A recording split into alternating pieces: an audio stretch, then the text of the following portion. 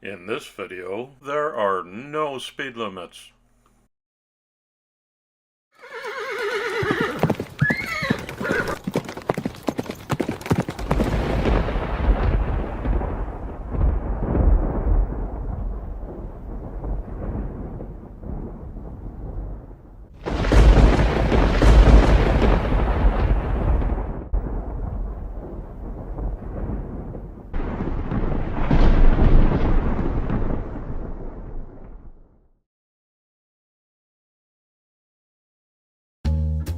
Hi everybody, and a warm welcome back to Maple Leaf Customs in Switzerland.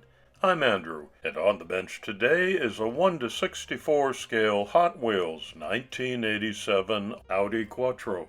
I bought this one brand new on a Euro short card with the intent of customizing it for the patriarch of an all-Audi family in Canada. Weird that my Austrian wife has relatives in Ontario, but that's where this one is headed. This is my entry to the January Four Horsemen Invitational on the theme of Autobahn, or any German car.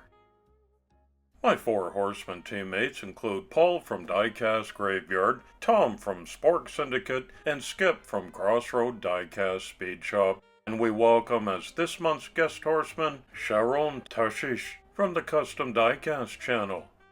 Here you can see our next couple of themes, with 2 in March. We invite you to join us and get your custom work out there in front of a big audience. According to my wiki research, the Quattro is a road and rally car produced by the German automobile manufacturer Audi, part of the Volkswagen Group. It was first shown at the 1980 Geneva Motor Show, and production continued through 1991. The word quattro comes from the Italian word for 4, to represent the fact that the vehicle delivers power to all 4 wheels. The Quattro was the first rally car to take advantage of the then recently changed rules that allowed the use of 4-wheel drive in competition racing. It won consecutive competitions for the next 2 years. To commemorate the success of the original vehicle, all subsequent Audi production automobiles with this 4-wheel drive system were badged with the trademark Quattro with a lowercase letter Q. Looks like mine's sharing the bench today with 5 Porsches and a Cadillac hypercar for some of the upcoming builds on my channel.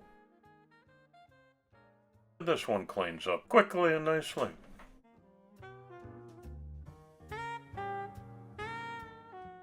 I use a hardware store spray can to do my priming with, and I find it does just as nice a job as the more expensive hobby brands.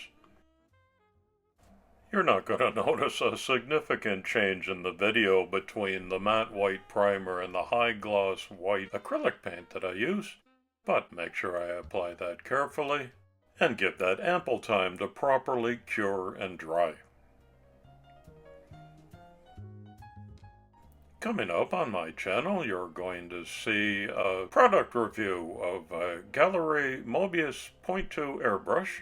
There's my hypercar that you saw on the bench a moment ago. I've got an AMG GTR, a pair of Ford GTs, and most importantly, my annual All Porsche Invitational, which I invite you to participate in.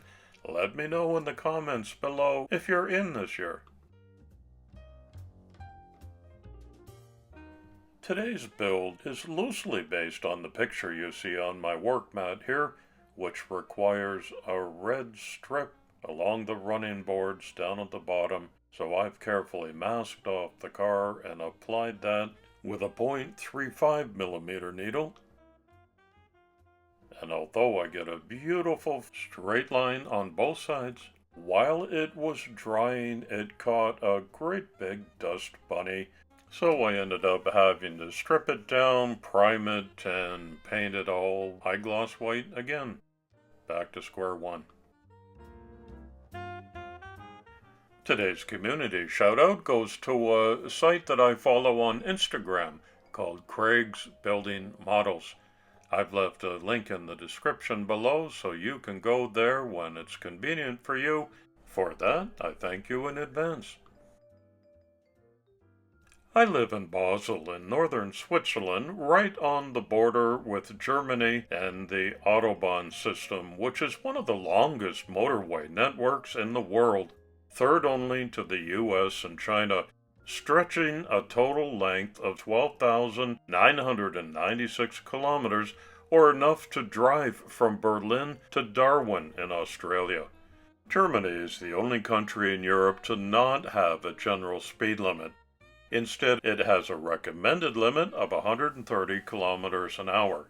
You can choose to drive faster than this, and many do, with impunity. However, contrary to popular belief, there are sections that do have speed restrictions. These might be around construction sites, at junctions, on dangerous sections of road, or in and around cities. When driving through these sections, you're expected to follow the posted limits and not resume high speed until you see an end of limit sign or a new speed limit posted. I once buried the needle on my Porsche 987 at 240 kilometers per hour, but the GPS nav system recorded 249 or 155 miles per hour. Good times in Germany. Here are all of the finished parts laid out, including a new set of Samed wheels with some red highlights to match the Audi colored stripes on the Quattro.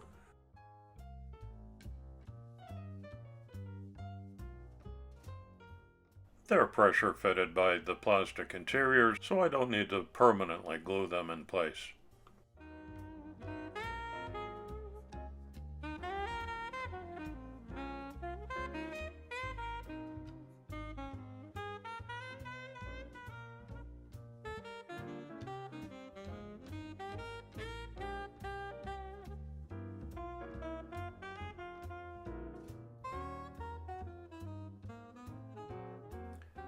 And that's about as simple as a Hot Wheels reassembly can be.